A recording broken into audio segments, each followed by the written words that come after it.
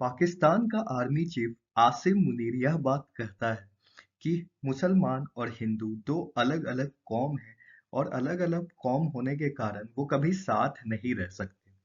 आइए इस वीडियो में हम टू नेशंस थ्योरी की बात करेंगे जो हिस्ट्री में बहुत ज़्यादा इम्पोर्टेंट है। यह वीडियो को लास्ट तक देखिएगा ताकि आपका कॉन्सेप्ट मेंस के लिए या फिर एक जनरल पब्लिक के तौर पे भी क्लियर हो। इसमें मैं आपको यह बताऊंगा कि आखिर क्यों टू नेशन थ्योरी कॉन्सेप्ट आया और इसका असली मायने क्या था, इसके पीछे हिस्ट्री क्या थी, कहाँ से इसकी शुरुआत हुई कि भारत और पाकिस्तान जैसे दो देश आपस में साथ नहीं रह सकते और भारत से ही निकलकर पाकिस्तान का वजूद 1947 में बनता है। लेकिन इसके पीछे का इतिहास जानने के लिए कि कहाँ से इसका इसका बीज रोपा गया, कहाँ से इसकी शुरुआत हुई, आइए इस वीडियो को शुरू करते हैं।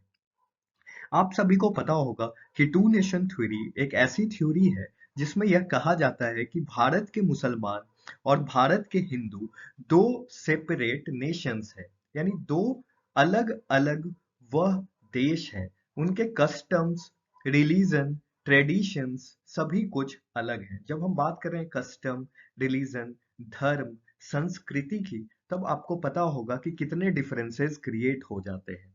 जैसे अभी आप भारत में रहते हैं, आप एक जगह से दूसरे जगह जैसे ही जाइएगा तो आपको यह एहसास हो जाएगा कि वहाँ की संस्कृति बदल जाती है। तो कितना मुश्किल मायने इसका होता है आप खुद जान सकते हैं। लेकिन फिर भी भारत में इतनी संस्कृतियां होने के बावजूद हम एक हैं। Therefore, therefore from social and moral points of view, Muslims should be able to have their own separate homeland। जो ये बात यहाँ पे लिखी हुई है, इसका मतलब यही है कि इसी बुनियाद पर, क्योंकि हमारी संस्कृति अलग है, हमारी कौम अलग है, हमारे सामाजिक परिवेश अलग है, इस बात को सोशल कस्टम के आधार पर यह कह दिया गया कि हिंदू और मुसलमान जो भारत में साथ रहते आए हैं सदियों से, वो साथ नहीं रह सकते। इसकी शुरुआत 1930 में मोहम्मद इकबाल ने की थी मुस्लिम लीग के कॉन्फ्रेंस में, जो लीडर भी थे, और पहली बार उन्होंने सेपरेट मुस्लिम स्टेट की बात कही।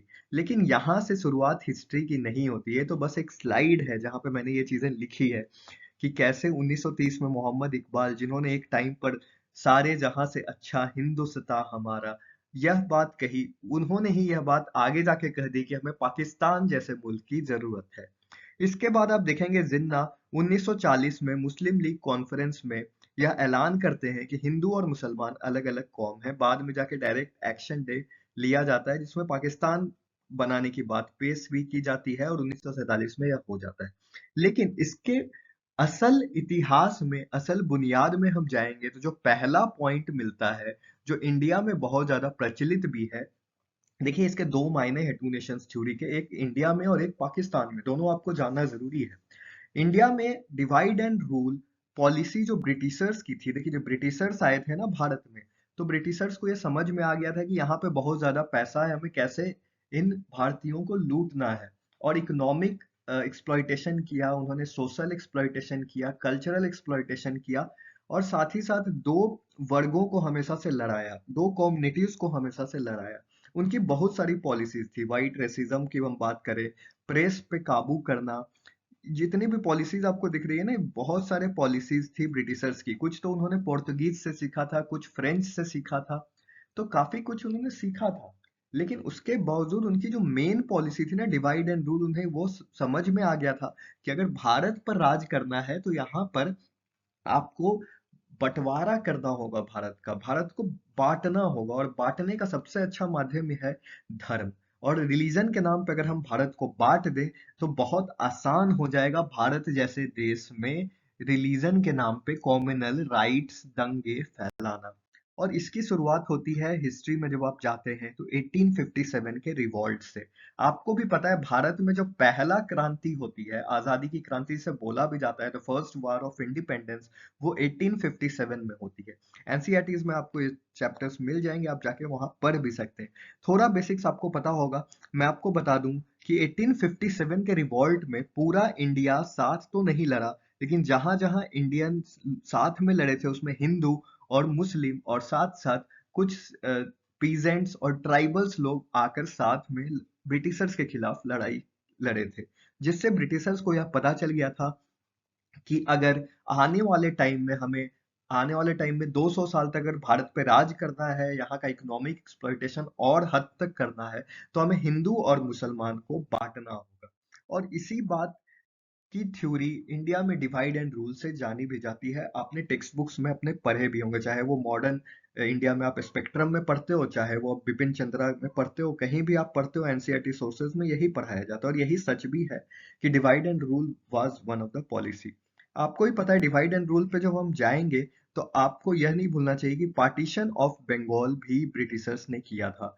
जब पार्टीशन ऑफ बंगाल 1905 के आसपास जब ब्रिटिशर्स ने किया, तो उन्हें यह एहसास हो गया था कि बंगाल जो है बहुत बड़ा प्रांत है। आप इस मैप पर देखिए, यहाँ पर यह बिहार है अभी का, या झारखंड है, या उड़ीसा है, ये पश्चिम बंगाल है, और ये अभी का बांग्लादेश है। इसके ऊपर अगर आप देखेंगे तो मेघालय, असम, ये पूरा का पूरा जो हिस्सा था ना, ये पूरा का पूरा हिस्सा को बंगाल बोलते थे। तो बंगाल इतना बड़ा प्रांत था।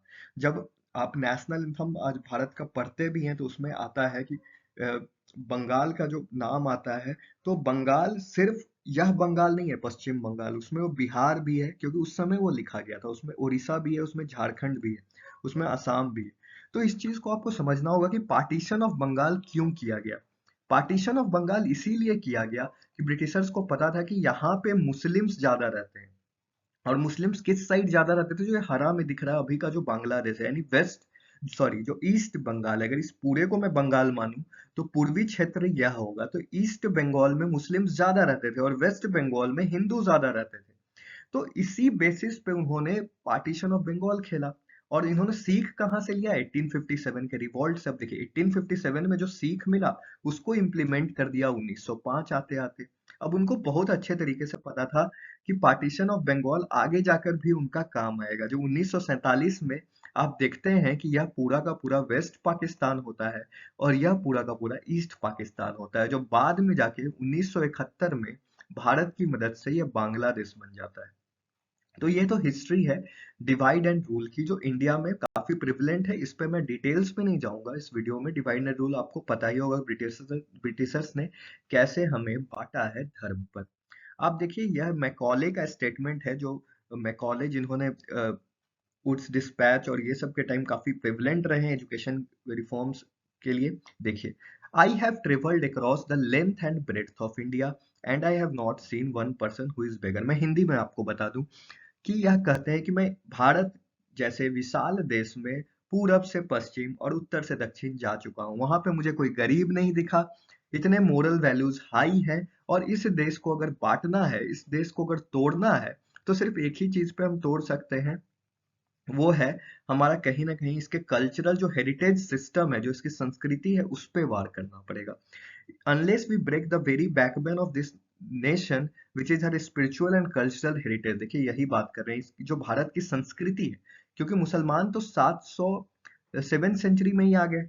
सेवेंथ सेंचुरी में जब आ गए थे मुसलमान, तो उसके बाद आपको ही पता है कि दिल्ली सल्तनत हुआ। दिल्ली सल्तनत के बाद 1526 के आसपास उसके बाद आपको देखा होगा मुगल सल्तनत हुआ। और उसके बाद आपको देखने को मिलेगा ब्रिटिशर्स भी आने लगे थे, यूरोपियंस भी धीरे धीरे आने लगे मुगल्स के बाद। तो इतना लंबा समय तक तो भारत में आपको देखने को यह मिलता ही है कि हिंदू और मुसलमान साथ में रह रहे हैं। और यही कल्चरल हेरिटेज को तोड़ने की बात कही गई है मैकुले के द्वारा, और तभी हम भारत जैसे देश पे राज कर पाएंगे। और ये सिर्फ मैकुले का ही नहीं कहना था, मानना था, बहुत सारे ब्रिटिशर्स वाइसरॉय का यही मानना था। अब यह तो भारत में प्रचलित है ही ये चीजें। दूसरी चीज मैं बता दूं कि जो पाकिस्तान में बहुत ज्यादा प्रचलित है, क्योंकि बहुत ऐसे मुसलमान जो पाकिस्तान चले गए बंटवारे के बाद, लेकिन बहुत सारे ऐसे मुसलमान भी थे जो हिंदुस्तान में रह गए। इस्लाम में आपको देखने को मिलता है कि हिजरत मदीना कहा जाता है, एक चीज है। जब जो इस्लाम को जानते हैं उन्हें पता होगा कि मक्का से मदीना में जो शिफ्ट हुआ था जिस टाइम पर, तो वो अपने वजूद को बचाने के लिए, इस्लाम के प्रैक्टिसेस को बचाने के लिए जब वो शिफ्ट हुआ था, उसको हिजरत मदीना कहा जाता है। तो इसी कॉन्सेप्ट को जोड़ा जाता है कि ऐसा थ्योरी भारत के मुसलमानों को कुछ लीडर्स के द्वारा, कुछ मुस्लिम लीडर्स थे उस समय जिन्होंने यह फैलाया कि कहीं ना कहीं आप भारत में महफूज नहीं हो, और अगर इस्लाम को आपको फॉलो करना है, इस्लाम को आपको प्रैक्टिस करना है, तो भारत एक हिंदू मेजोरिटी देश हो जाएगा। आजादी के जब आजादी मिल जाएगी तो सारे मुसलमानों को एक सेपरेट नेशन बनाना पड़ेगा, यानी एक हिजरत मदीना वाला कॉन्सेप्ट लगाना होगा, जिससे आप भारत से हटकर पाकिस्तान वाले क्षेत्र में जाकर महफूज रह सकते हो और इस्लाम के प्रैक्टिसेस में आपको कोई अ, दिक्कत नहीं आएगी। तो यह एक कॉन्सेप्ट था। इस्लाम के 5 पिलर्स जो आपको ही पता है, उसको देखते हुए बहुत सारे जो पॉलिटिकल लीडर्स थे, जो पॉलिटिकल एडवांटेज निकालना चाहते थे, उन्होंने ये थ्योरी फैलाई। फिलहाल मैं आपको बता दूं कि इस्लाम में जो इस्लाम को सही से जानने वाले लोग हैं, जो कुरान समझते हैं, उन्हें यह पता है कि कंपोजिट नेशनलिज्म भी इस्लाम का एक पार्ट है, जहां पर कंपोजिट पैट्रियोटिज्म की भावना भी रखी जाती है। और उसके तहत इस्लाम में ऐसा कहीं नहीं लिखा हुआ है कि आपको एक पूरा का पूरा देश छोड़ना पर, एक पूरा का पूरा राज्य, देश, एक क्षेत्र जहां आप रह रहे हैं उसे छोड़ने की जरूरत है इस्लाम को प्रैक्टिस करने के लिए। आप जहां भी रह रहे हैं वहां पर आप इस्लाम प्रैक्टिस कर सकते हैं। और इसीलिए कि एक यूनिफाइड इंडियन नेशन बन सकता है, कि यूनिटी वाला भारत बन सकता है जहां पे हिंदू और मुसलमान साथ रह सकते हैं। इसका मतलब ये होता है कि हम डाइवर्स इथनिसिटी से आते हैं, डाइवर्स संस्कृति से आते हैं, विविध संस्कृति से आते हैं, तो हमारे पास जो अलग अलग कौम से आते हैं उसके बावजूद हम इस्लाम को भारत में रहकर प्रैक्टिस कर सकते हैं। लेकिन यह जो इस्लाम का थ्योरी था, ये माइंड्स में मुस्लिम्स के पोर्ट्रे कर दिया गया कुछ लीडर्स के द्वारा। और इसी कारण आपको देखने को मिलेगा कि कुछ ऐसे लीडर्स भी जो जो बहुत पहले लिबरल थे, जैसे बहुत अच्छे लीडर्स थे, सर सैयद अहमद खान का नाम आपने सुना होगा, जिन्होंने पहले बहुत सारे एजुकेशंस के बारे में बात की कि हिंदुस्तान में जो मुसलमान पीछे हैं हिंदू से, उनको एजुकेशन प्रोवाइड किया जाए। उन्होंने कांग्रेस पे भी अटैक किया कि कांग्रेस सिर्फ और सिर्फ हिंदू के लिए काम कर रही है, डेमोक्रेटिक इंस्टीट्यूशंस हैं, उसे मुस्लिम्स के लिए भी काम करना चाहिए। बाद में आपको देखने को मिलेगा कि सर सैयद अहमद खान का जो चरित्र है, जो व्यक्तित्व है, उसको आप देखोगे कि उसे कॉमनल बता दिया गया, कि बाद में वो पाकिस्तान के खुद एक सपोर्टर हो जाते हैं, वो पाकिस्तान के लिए बातें करने लगते हैं। तो ऐसी चीजें उस समय गतिविधियां हुई, जिसके तहत टू नेशंस थ्योरी प्रोपेगेंडा फैलाया गया। एक और रीजन मैं बता दूं कि 1905 के आसपास जब पार्टीशन ऑफ बंगाल हो रहा था, जब भारत को बांटा जा रहा था, खासकर बंगाल को बांटा जा रहा था हिंदू और मुसलमान के नाम पे ब्रिटिशर्स के द्वारा, तो उसी वक्त 1906 में आगा खान, एक मुस्लिम लीग भी बनती है उस समय, और मुस्लिम लीग के तहत बनने के साथ एक और रिफॉर्म आता है जिसे कहा जाता है 1909 का मॉर्ले मिंटे रिफॉर्म्स। इस मॉर्ले मिंटे रिफॉर्म्स के तहत पहली बार भारत में यह कहा जाता है कि सेपरेट इलेक्टोरेट का कॉन्सेप्ट, आप जिन्होंने भी हिस्ट्री पढ़ा होगा उनको पता होगा कि सेपरेट इलेक्टोरेट, मान लीजिए कि यह एक एरिया है, एक क्षेत्र है जिसमें 20 लोग रहते हैं, समझिए इसमें 20 लोग हैं, जिसमें 10 मुसलमान हैं और 10 हिंदू हैं।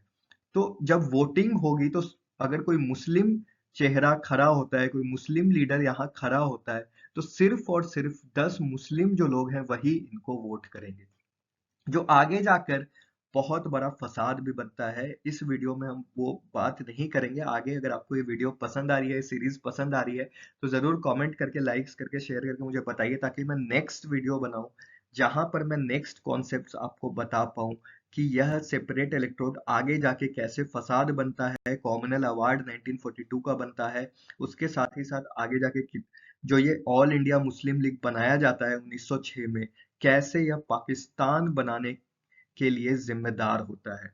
तो सर सैयद अहमद खान को तो बाद में पिक्चर में लाया जाता है, उससे पहले ही 1906 में जब बंगाल बट रहा था हिंदू और मुसलमान के नाम पर, उसी वक्त आप देखिए इन लीडर्स के नाम, नवाब ख्वाजा सलीमुल्लाह और भी अदर प्रोमिनेंट मुस्लिम लीडर्स की, जिनका यह मानना था कि इस्लाम में हजरत मदीना होना जरूरी है, हमें महफूज रहना जरूरी है, और भारत के जमीन को छोड़कर हमें दूसरे जगह जाना है। लेकिन वहीं पर बहुत सारे ऐसे भी मुसलमान थे जो आज भी भारत में रहते हैं, और भारत में आपको पता है कि भारत विश्व का तीसरा नंबर ऐसा देश है जहां पर सबसे ज्यादा मुसलमान रहते हैं। और अभी भी वो ऐसे मुसलमान हैं जिनको ये समझ में आता है कि वो यहाँ पे भी रह के बिल्कुल और बिल्कुल महफूज है। तो बाद में ये थ्योरी आगे भी प्रोपेगेंडा की गई, लेकिन मैंने आपको बताया कि कैसे दो इंपॉर्टेंट चीजें थी। जो पहला था वो डिवाइड एंड रूल, और दूसरा था जो इस्लाम के मतलब को निकालना, पॉलिटिकल फायदों के लिए लीडर्स के द्वारा, मुस्लिम लीडर्स के द्वारा ये प्रोपेगेंडा फैलाया गया। तो करेक्ट हिस्ट्री की जानकारी आपको होना ज़रूरी है। आने वाले वीडियो में हम डायरेक्ट एक्शन डे और कैसे या सर सैयद अहमद खान का क्या रोल था, जिन्ना का क्या रोल था, इस पे भी हम बात करने वाले हैं। तो ज़रूर से इस वीडियो को लाइक करिए अगर आपको पसंद आ रहा है, और होपफुली इस चैनल को सब्सक्राइब करिए ताकि मैं ऐसे वीडियोस आपके सामने लाऊं। Thank you.